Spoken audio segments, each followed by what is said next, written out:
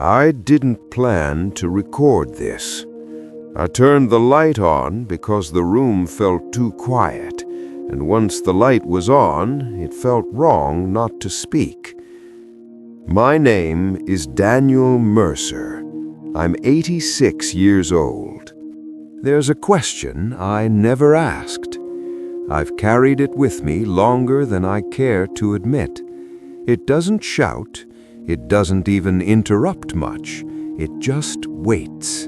And now, at this age, waiting feels heavier than it used to. When people hear how old I am, they usually say something kind. They say I must have lived a full life. I nod. It's easier than explaining what full really means when you're the one who lived it. I grew up in a small house that always smelled like dust and coffee. My father worked long hours. My mother learned to make silence feel useful. We didn't talk about feelings. We talked about weather, bills, and what needed fixing. I learned early that questions could make rooms uncomfortable. I was good at not asking things. Teachers liked me. Employers trusted me. I listened. I followed. I stayed. I married young. Her name was Margaret.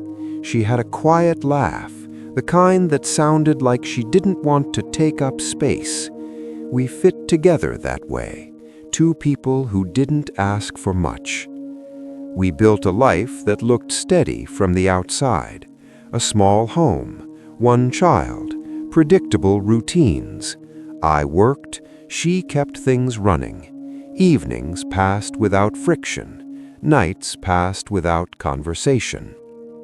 There were moments, small ones, when I almost asked, when she would pause before answering me, when she'd look out the window longer than necessary, when she'd say, "It's nothing," and mean something. I told myself not everything needed words. Years passed like that, not badly, just quietly. Our son grew up, left home.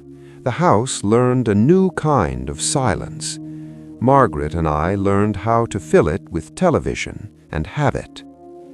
She got sick in her late 70s. Nothing sudden, just a slow narrowing of her world. Appointments, medications, mornings that started later than they used to. One afternoon, I was sitting beside her bed, holding her hand. It felt thinner than I remembered. She looked at me, really looked, like she was checking something off in her mind. She opened her mouth, then closed it again. I waited. She didn't say anything after that. Neither did I. She died 2 weeks later.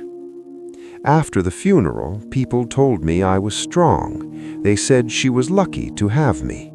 I accepted their words the way you accept condolences, from a distance. At night, I lay awake, replaying ordinary moments, not the big ones, the small ones, the pauses, the times she looked like she wanted me to notice something I didn't know how to see. That's when the questions started pressing closer, not loudly, just persistently. I told myself it was too late to matter. I went on living, cooking for one, sitting in the same chair, watching the same light move across the same wall every afternoon. Time kept passing. I kept letting it. But the question didn't go away. It waited with me. And the longer I waited, the more I realized it wasn't just about her. It never was. I used to think unanswered questions faded on their own. They don't. They change shape.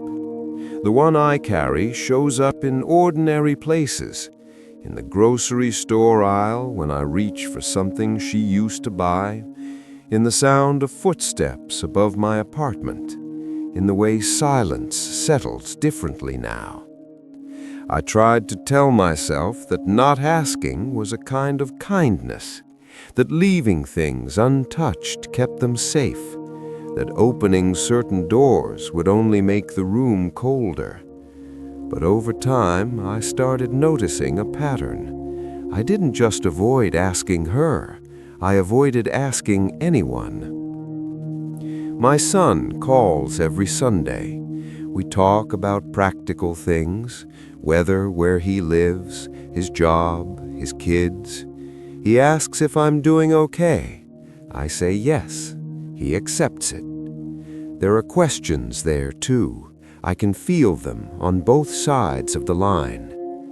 I remember once, years ago, when he was a teenager. He stood in the kitchen, backpack on, hesitating. He asked if we could talk later. I said I was tired. We never came back to it. I don't remember what he wanted to say. I remember the way his shoulders dropped when I answered. That memory comes back more often than it should. The truth is, I built my life around being dependable, reliable, present without being exposed. It worked, in a way. I wasn't abandoned, I wasn't dramatic, I wasn't alone until I was. The question I never asked wasn't complicated. It didn't require courage the way I imagined courage should look. It was simple, and that's what makes it harder to carry now. I wonder sometimes what would have happened if I'd asked it out loud, if the room would have changed, if she would have answered, if I would have known what to do with the answer. I don't imagine it would have fixed everything. I'm too old for that kind of fantasy. But I think it would have shifted something, even slightly. At this age, you stop pretending time is generous. You don't rush, but you also don't lie to yourself about what's left. The days feel more specific now, more individual. Some mornings I sit with my coffee and let the quiet be what it is. I don't fight it anymore. I let memories come without pushing them away. And sometimes, in that quiet, I say the question out loud, just once, to the empty room. Not because I expect an answer, because it deserves to be heard. There are things we carry not because they're heavy, but because we never put them down. I don't know who this is for. Maybe it's just for me.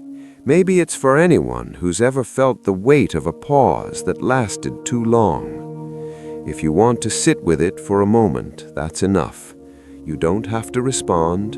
You don't have to explain. Just stay with the quiet as long as it lets you. That's all I wanted to say.